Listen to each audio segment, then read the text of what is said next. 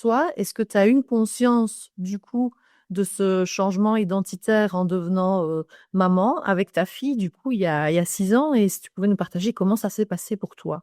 Dis-nous tout. Souci, j'adore ta question en fait parce que ça me permet de me replonger dans voilà il y a quelques années en arrière, le temps défile et en fait donc moi juste pour faire un en fait j'ai toujours cru que j'allais pas pouvoir être enceinte. Moi j'ai un parcours voilà d'endométriose très lourd, d'opérations d'ablation du rein suite à des lésions d'endométriose, les organes collés les uns entre eux et donc j'avais un peu ce discours donc ça c'était en 2017 le fait de découvrir l'endométriose, d'enlever le rein etc.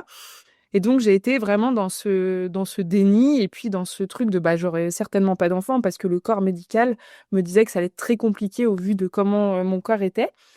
Et donc, j'avais ça quand même voilà, en fond. Et puis en 2019, quand on a eu voilà, cette envie, ce projet avec mon conjoint, eh ben, en fait, je suis tombée enceinte tout de suite. Et pour moi, ça a été un espèce de oh, waouh, quoi, c'est possible. Donc déjà d'une, c'était possible. Et de deux, j'ai enfin eu le déclic que j'ai pas eu entre 2017 et 2018. Je l'ai eu en 2019 en me disant, bah là, j'ai envie de prendre soin de moi. Tu vois, j'ai envie de prendre soin de moi, j'ai envie de commencer à faire attention à ce que je mange, etc., mon hygiène de vie, chose que j'avais jamais fait auparavant. Et même avec l'annonce de l'endométriose, j'étais dans le déni complet. Après, je suis passée bah, par plusieurs étapes, mais vraiment, j'étais encore dans ce mode colère.